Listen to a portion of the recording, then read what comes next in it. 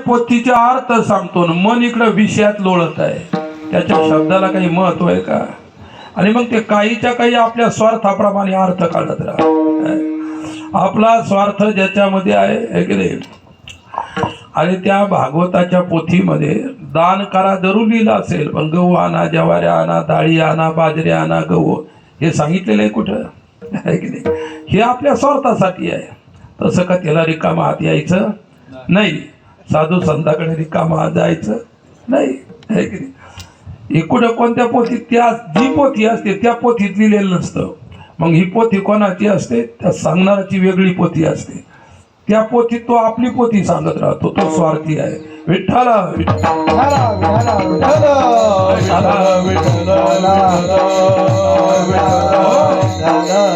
गावात पोरवड सारखं गाव पोथी लागली ऐकले. काय आम्ही दैठण्याला कथा असताना या पोरवडच्या रोडनं फिरायला जायचो.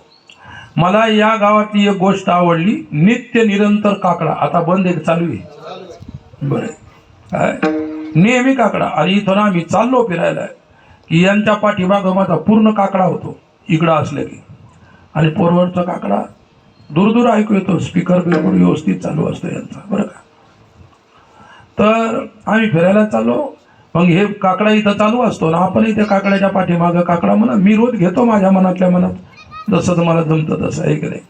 परंतु इथं ऐकलं की मग आपल्याला पुन्हा उत्तेजना मिळते, आनंद. तर मी तुम्हाला सांगत होतो, पोथी लागली अशी पोरवड सारखं गाव.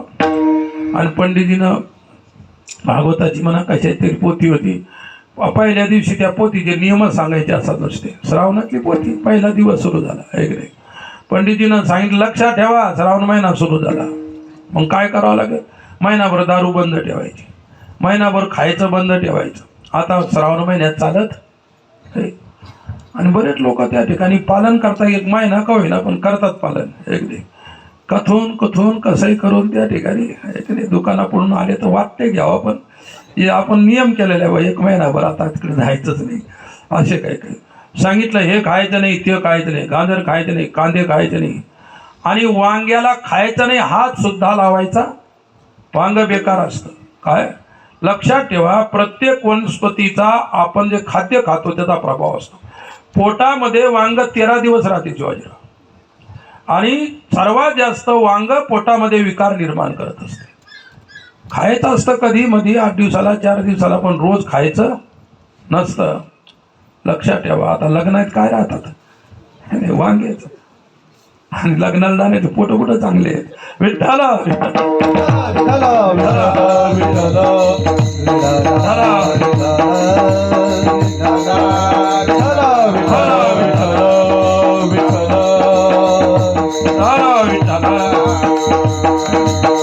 मांसाहार करायचं नाही, वांगे खायचे नाही.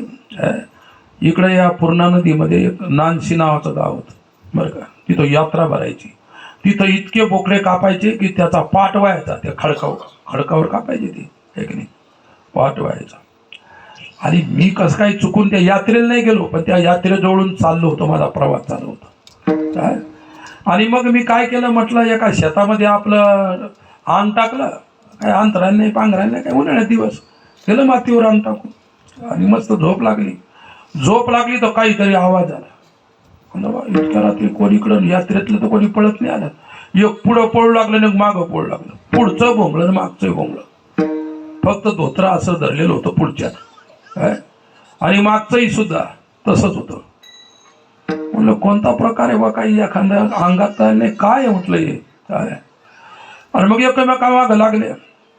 परंतु काय, जे गुन्हेगार होतं ते काही सापडले नाही. मग हे नाराज झालं आणि तेवढ्यात माझी भेट झाली. काय म्हणलं, काय रे भोंगळेच पळून राहिले काय? ते म्हणले कसं इकडं आता रोजच चालू आहे म्हणे खाय प्यायचं फुकट. तिथं काय कोणाच्या भंडाऱ्यात जाऊन बसा, तिथं पैसे द्यावे लागतात का? अरे अन्न जरी फुकट असेल, पोट आपलं आहे की नाही, विचार करूनच खाल्लं पाहिजे. एकानं शिल्लक खाल्लं. आणि मग तिथं असे ते पूर्ण नदी अशी खडकं आहे, एकावर एक पायऱ्यासारखी. एकाचं पोट बिघडलं ते जाऊन एका पायरीवर बसलं, दुसऱ्याचं बिघडलं त्याच्या वरच्या पायरीवर बसलं, त्याचा अभिषेकच केला. ते अभिषेक केलेलं पुढं पळू लागलं. आणि हे त्याच्या मागून काय अरे म्हणलं काय झालं, त्याला सांगितली गोष्ट असंच झालं म्हणून त्याला मला मारायचं म्हणलं. जाऊ दे म्हटलं, होत असतं. अरे हे काय विशेष काय म्हटलं, जाऊन पाण्यात डुबून घे, काहीच राहणार नाही तुझ्या अंगात. काय ते का चिटकून राहतं का? अरे अन्न जरी दुसऱ्याचं पोट आपलं आहे की नाही, काही हिसाब. विठ्ठला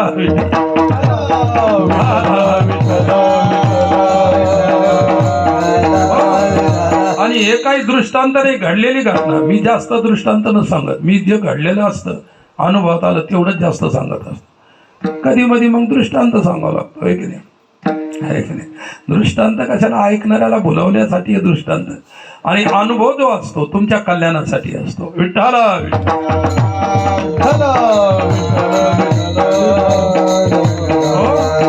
कीर्तनात इतकं सत्य बोलण्यासाठी बोलणाऱ्याला हिंमत लागते शिवाजीराव. ज्याची हिंमत नाही ते बोलू शकत नाही, लक्षात ठेवा.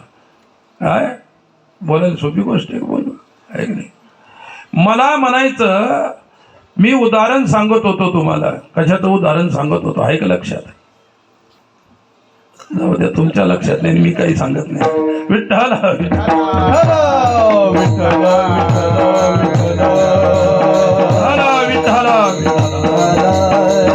पुंडरी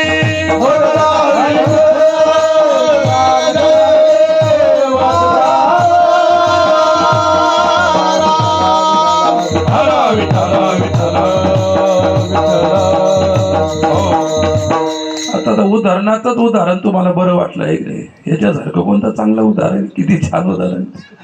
तर परिस्थिती अशी आहे सज्जनांनो, संतांचं सानिध्य मोलाचं आहे. जन्मालो त्याचे आजी फळ झाले साचे. जन्मा आल्याचं खरं सार्थक आज झालं. केव्हा झालं त्याचं उत्तर दुसऱ्या.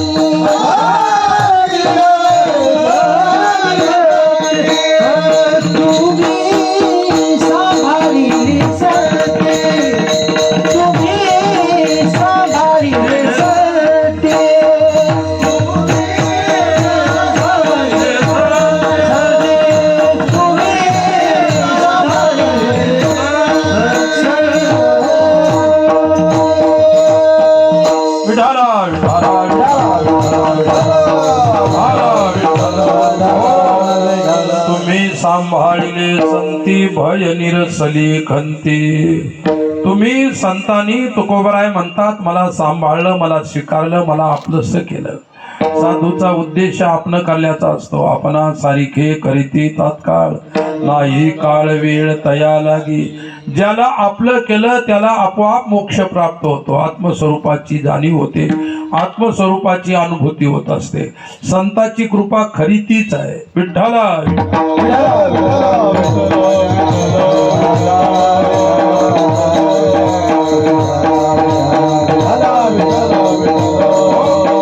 जीवाचं काय झाले की जीव स्वतःलाच विसरलेले आहे. आणि संत काय करतात, तुम्ही विसरलेल्या गोष्टीला तुम्हाला ज्ञात करून देतात की बाबा तुम्ही ज्या गोष्टीला विसरले ते गोष्ट आम्ही तुम्हाला सांगतो. काय पहा, कधी कधी त्या ठिकाणी माणसाची स्थिती देहभान विवर्जित होते. एखाद्या विषयात माणूस अतिशय रंगला तर माणसाला कोण काय करतं हे कळत नाही, एवढं देहभान विवर्जित होतो. एखाद्या वेळी त्या ठिकाणी काय असतं, माणसं पत्ते खेळतात. कुठे खेळतात? पत्ते खेळायची सर्वात चांगली जागा मंदिर आहेत. मंदिरा रिकामेच असतात. काय आमच्याकडे तर खेळता बा, तुमच्याकडे माहित नाही काय करतात. एक तर समाजाची जागा असते, कोणाला उठून देता येत नाही. ते म्हणतो तुझ्या बापाची आहे का? तिथं पत्ते, मंदिरात पत्ते. मंदिर पत्ते खेळायची जागा आहे का? ते भजन करण्याची, पोथी पुराण वाचण्याची, आहे की नाही, कीर्तन प्रवचन करण्याची, देवदर्शनाची जागा आहे. तिथं मस्त त्या ठिकाणी फुकटचे पंखे आणि पत्ते खेळणार का बिल येतं काय त्याचं? विठ्ठला विठ्ठला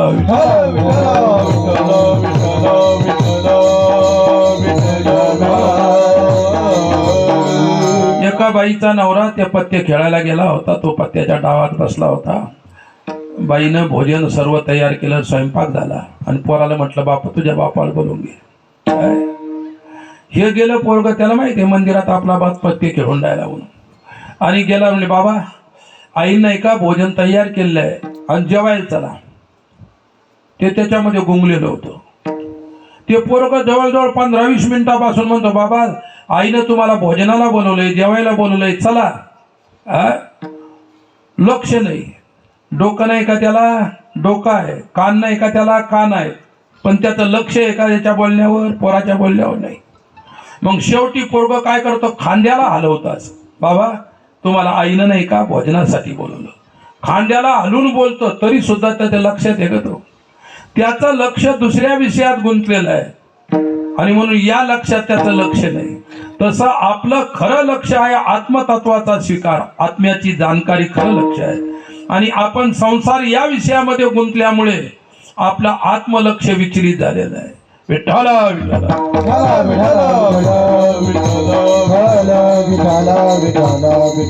आणि महाराज काय म्हणतात? लक्ष लावून राहा. गोविंदाच्या मंदिरात पत्ते खायला गोविंदात लक्ष आहे तुमचं? पत्त्यात लक्ष आहे. म्हणजे माणसाचं हृदय, मन जिथं गुंतलेलं असतं त्याच विषयाशी संलग्न असतं. विठ्ठला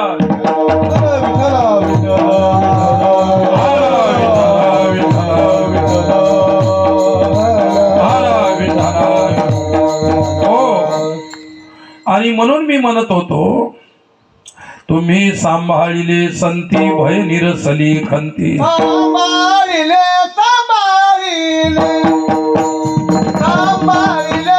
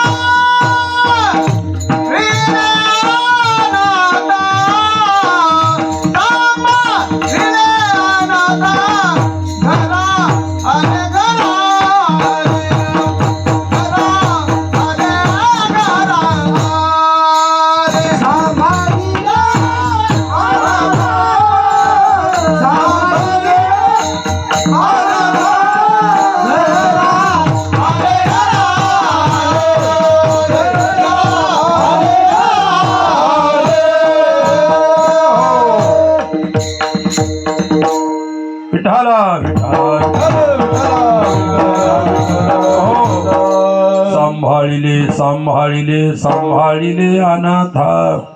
घराले घराले घराले कृपाळू.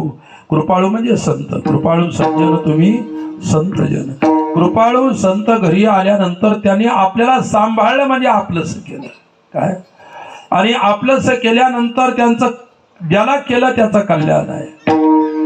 म्हणून तुम्ही सांभाळिले संती. तुकोबाराय म्हणतात, तुम्ही संतांनी मला सांभाळलं आणि त्याच्यामुळे फायदा काय झाला? भय निरसली खंती. दोन गोष्टी गेल्या माझ्या. एक भय म्हणजे द्वैत गेलं आणि खंत म्हणजे जे मला जे मिळालं नव्हतं आजपर्यंत त्याची जी खंत होती ती खंत सुद्धा दूर झाली. विठ्ठला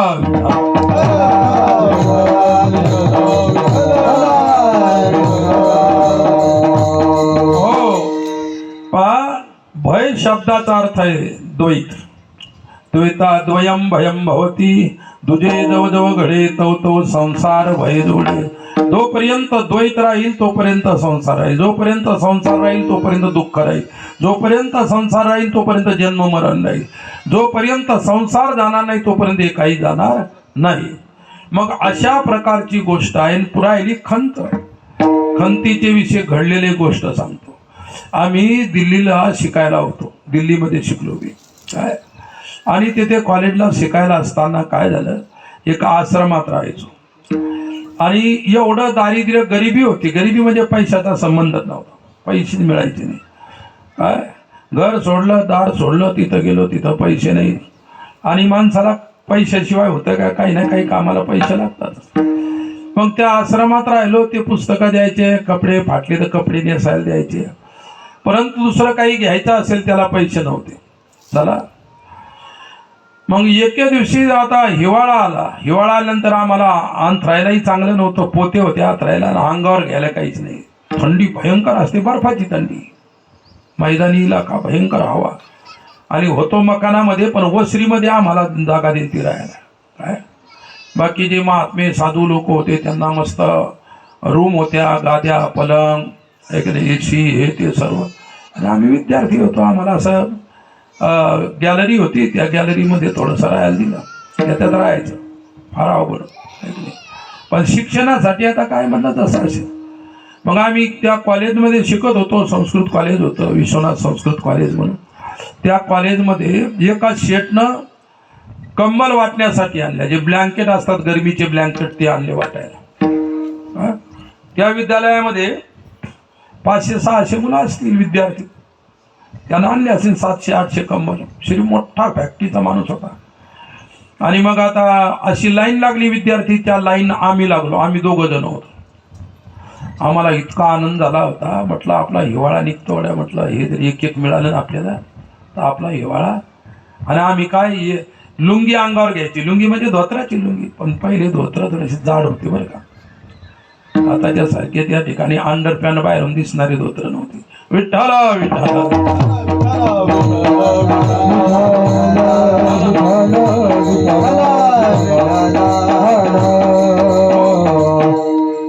आम्हाला ते कंबल अंगावरच घ्यायला पैसे नव्हते आणि कोणी देत नव्हतं.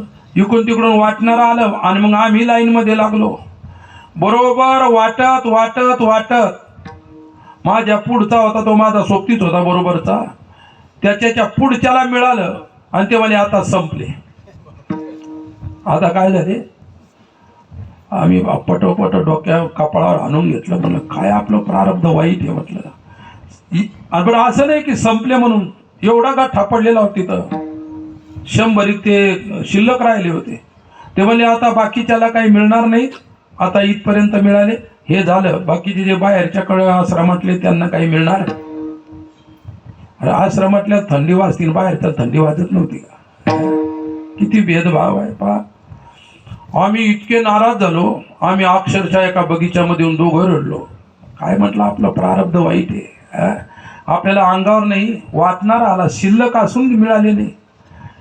मग आम्ही आमचं मनाला समाधान करून म्हटलं आपल्या प्रारब्धात नव्हतं, मग करता काय, समाधान काही ना काही करून घ्यावं लागतं. विठ्ठला विठ्ठला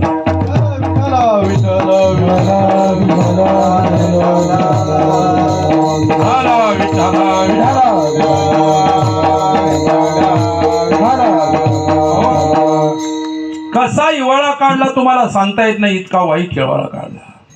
धोत्रान थंडी राहते का धोत्रान. अरे 2-2 चादरी कंबल अंगावर, रजाया अंगावर घेऊन थरथर कापायचे. ते खोलीतले आणि आम्ही तो उघड्यावरचे. परंतु शेवटी शरीर आहे, जशी सवय लागली तसं ते सहन करत. जुन्या काळामध्ये जुने म्हाताऱ्या माणसाला माहिती आहे, जागलीवर जायला लागायचं, एक नाही खळ्यावर चोऱ्या व्हायच्या. इतकी गरिबी असायची काही लोकांची, त्यांना धोतरच अंगावर घेऊन झोपावं लागायचं. पुढं आगटी केलेली असायची ती विस्तवाची, इकडून थंडी वाजायची मागून, मग एकदा पाठ तिकडं करायची, एकदा पोट तिकडं करायचं. हे सुद्धा दिवस मी पाहिलेले आहे म्हणून तुम्हाला सांगतो. आणि ज्याला हे दिवस पाहायला मिळले ते तेवढेच लोक भाग्यवान आहेत. अवघड होतं फार गरिबी. विठ्ठला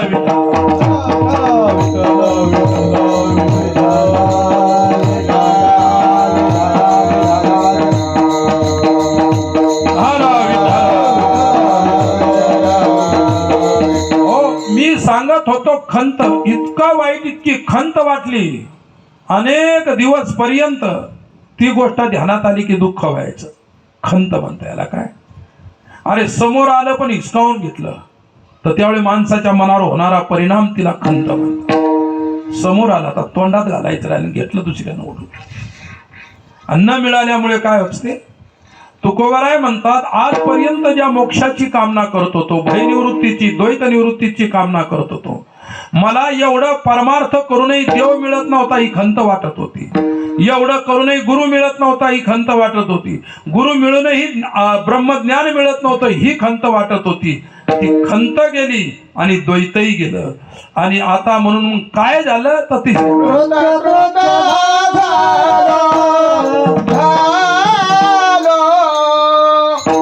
कृतकृत्य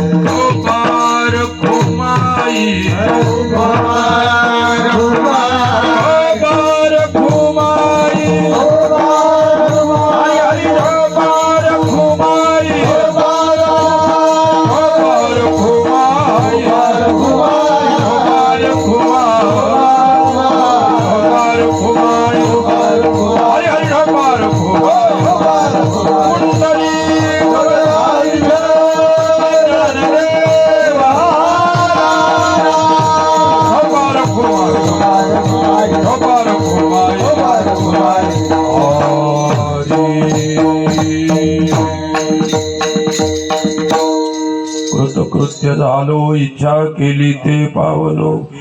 कृतार्थतेची इच्छा करत होतो आणि ती इच्छा माझी आता पूर्ण झालेली आहे. कृतार्थ झालो मी.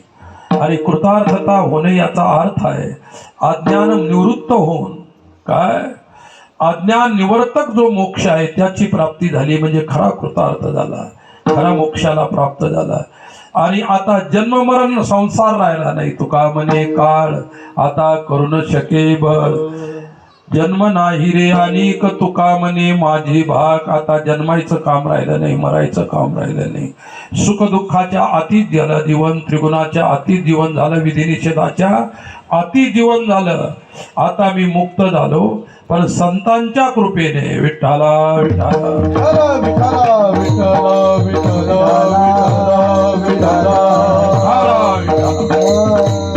हो. शेवटचे 2 शब्द अभंगाचा भावार्थ संपलेला आहे, वेळही संपलेला आहे. आज स्वर्गीय प्रल्हाद उद्धवराव गिराम यांचं प्रथम पुण्यस्मरण आहे. आणि त्या पुण्यस्मरणार्थ स्वर्गीय प्रल्हाद यांच्या परिवाराच्या वतीनं, वडील आहे, काका आहे, भाऊ असतील, या सर्वांच्या वतीनं आजचा हा कार्यक्रम, माझ्या सेवेचा कार्यक्रम, या प्रसंगी मला सेवा करण्याचा सुयोग आला. मी तुम्हाला सुरुवातीला सांगितलं, अल्पवयामध्ये जो या जगाला सोडून गेला, मायबाप असतील, परिवार असेल, बायको असेल, लेकरं असतील, किती दुःखाचा प्रसंग आहे. आई वडिलांनी माघारी यायचं आणि मुलाने जायचं म्हणजे आई वडिलांना सर्वात मोठं दुःख होत असतं. ज्यांनी जन्म दिलेला असतो, जन्म दिलेला असतो, प्रेम केलेलं असतं, लहानचं मोठं वाढवलेलं असतं, त्याचं लग्न लावून दिलेलं असतं, त्याचा संसार उभा करून दिलेला असतो आणि आपल्याच मुलाचा आपल्या डोळ्या देखत संसार पडावा, ढासळून पडावा, तर याच्यासारखं आई वडिलाला सर्वात मोठं दुःख असतं. लक्षात ठेवा. जिनं त्याच्याशी लग्न केलं आणि संसार त्या ठिकाणी सुरू केला आणि मधार्थ संसारामध्ये असा विक्षेप मृत्यूसारखा उभा राहिला, त्या माऊलीच्या सुद्धा हृदयाला किती दुःख होत असेल. लक्षात ठेवा. परंतु झालेल्या गोष्टीला नाईलाज असतो. गीता सांगते, जातस्य हि ध्रुव मृत्युर्ध्रुवम जन्म मृतस्य च उपजे ते नासे नासिले ते पुनरपि दिसे हे घटिका यंत्र द्यायचे परी. आयुष्य तुमच्या परमेश्वरानं तुमचं ठरवलेलं आहे. तुमच्या कर्मामध्ये जेवढं जगण्याचं तुमचं आयुष्य आहे तेवढं तुमचं ठरलेलं आहे. त्या आयुष्यापासून तुम्हाला कोणी तारू शकत नाही, कोणी तुम्हाला थांबवू शकत नाही. मृत्यूपासून थांबवू शकत नाही, जन्मापासून थांबवू शकत नाही. अरे महाभारताच्या युद्धामध्ये ज्यावेळी अभिमन्यू लढत होता, तरुण होता, जवान होता, चक्रव्यूह रचलं त्यांनी आणि त्या चक्रव्यूहाला भेदन करण्यासाठी सर्व ताकद लावली. पाठीमागे पांडवासारखे बाप आहेत, आजोबा आहेत, वडील आहेत परीक्षितीसारखे, आणि ह्या सर्व लोक असताना स्वतः भगवान श्रीकृष्ण आहे, बाकीचे सोडा. परंतु भगवान सुद्धा त्याला वाचू शकले नाही. त्याचा मृत्यू अटळ होता. त्याचा मृत्यू अटळ होता. तसा तुमचा आमचा सर्वांचा जो दिवस ठरलेला आहे, त्या ठरलेल्या दिवशी तुमचा आमचा मृत्यू अटळ आहे. तो निमित्त घेऊन येतो. कोणी म्हणतं बा कसे वारले, म्हणता ॲक्सिडेंट झाला, कसे वारले विहिरीत पडले होते, कसे वारले फाशी घेतली, कसे वारले हार्ट अटॅक झाला. ईश्वर आपल्यावर काहीच होऊ देत नाही. तुमचं निमित्त तुमच्या डोक्यावर ठेवून देतो, तुमच्या चुका तुमच्या डोक्यावर ठेवून देतो आणि तुमची आमची चूक मध्येच आपला मृत्यू असतो. आणि म्हणून स्वर्गीय प्रल्हाद अतिशय कमी वयामध्ये आणि इथं या रोडवर गावच्याच रोडवर तुमच्या त्या ठिकाणी ॲक्सिडेंट काय व्हावा, पण एकटाच नाही, त्याच्यामध्ये असणारा त्याचा भाषासुद्धा माऊली पांडुरंग धोंडगे ऐकले, हा सुद्धा मुलगा आपल्या मामाच्या सोबतच त्याच ॲक्सिडेंटमध्ये गेला. दोन्ही गोष्टी अतिशय दुःखद आहेत. मनाला एक प्रकारचं त्या ठिकाणी हलकावून टाकणारे आहेत, हृदयाला द्रावित करणारे आहेत. अशा प्रकारच्या कठीण असणाऱ्या प्रसंग कोणाच्याही जीवनामध्ये येऊ नये असं प्रत्येक सज्जन माणसाला वाटत असतं. परंतु अवश्यंभावी होणारी घटना ती घडल्याशिवाय राहत नसते. सज्जनांनो, कमी वयामध्ये गेला, कमी वयामध्ये या गावचा तो निवडून आला, उपसरपंच झाला आणि काहीतरी गावाच्या विषयी करण्याची त्याच्या मनामध्ये उमेद होती, काहीतरी करण्याची इच्छा होती. परंतु कदाचित परमेश्वराला मान्य नसेल. त्याला मान्य असल्यानंतर सर्वच होत असतं. लक्षात ठेवा. आपल्या आयुष्याचा बंध तोपर्यंत आहे आणि तो आपल्या आयुष्याचा बंध तुटल्यानंतर प्रत्येकाला जावं लागतं. आना होतो जाना होगा राजा रंक फकीर. राजा असेल त्याला जावं लागतं, रंक असेल त्याला जावं लागतं. कोणी गरीब असेल, कोणी श्रीमंत असेल, कोणी कसा असेल, शेवटी आलेल्या आयुष्याला जेवढा भोग आयुष्याचा दिलेला ईश्वराने तेवढाच भोग आपल्याला भोगता येतो, त्याच्यापेक्षा अधिक भोगता येत नाही. आणि म्हणून मला म्हणायचं, आई वडिलाला दुःख आहे, परिवाराला दुःख आहे. आज त्याचा स्मृती दिवस आहे, त्याचं स्मरण करण्याचा दिवस आहे. त्याने जे काही आपल्या आयुष्यात चांगलं केलं असेल त्याचं आपल्या मनामध्ये स्मरण ठेवा, चांगुलपणा आठवत राहा. मृत्यू ही वाईट घटना आहे. त्या वाईट घटनेला आपण कुठपर्यंत आठवत राहणार आहे? ती झालेली आहे, होऊन गेलेली आहे, तिचा भूतकाळ झालेला आहे. आणि म्हणून भूतकाळाचे आपण जर चिंतन करत राहिलो, भूतकाळाला जर आठवत राहिलो, तर दुःखाशिवाय पदरात काहीच पडत नसतं. फक्त त्या ठिकाणी त्याने तुम्हाला जे काही प्रेम दिलं, जे काही देऊन गेला, त्याची स्मृती ठेवा, आठवण ठेवा. आहे की नाही? मी पाहिले एक छोटीशी मुलगी आहे, त्याला सुंदर गोंड छान मुलगी आहे की नाही. आता ती बिचारी लहान आहे, लेकरू आहे, तिला एवढी जाणीव नाही की आपला बाप काय होतं, कसं होतं.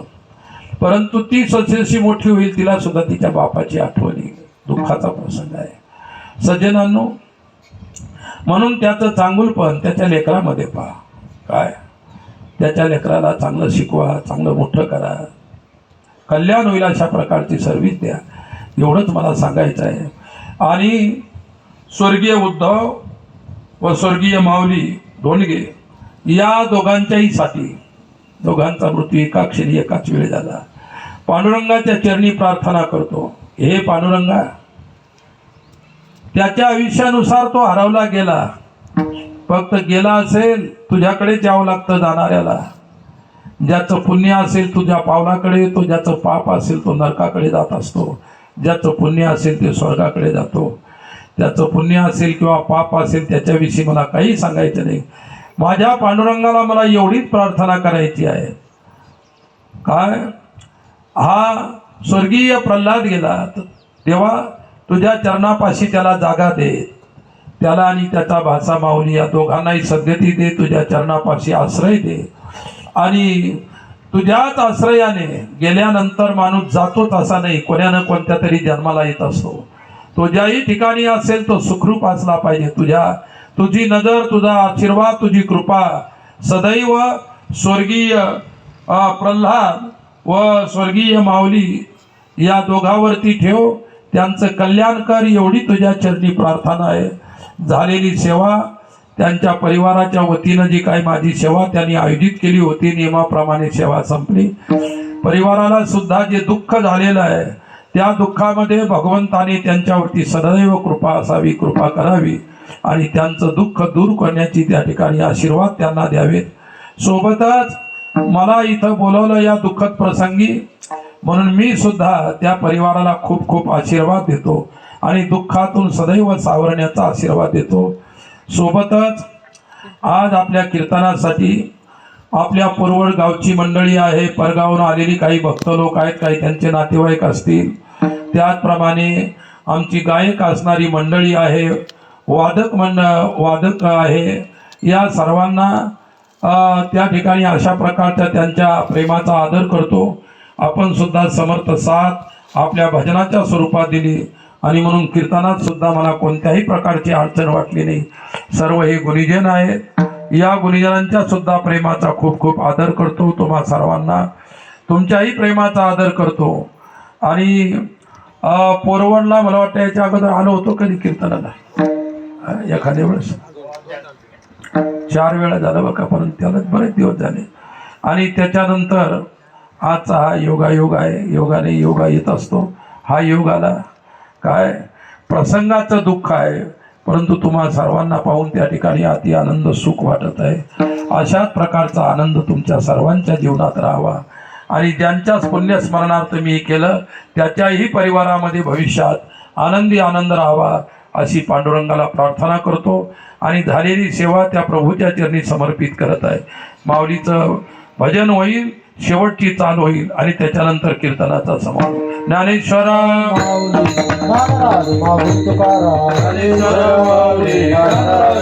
हरी हरी ज्ञानेश्वर.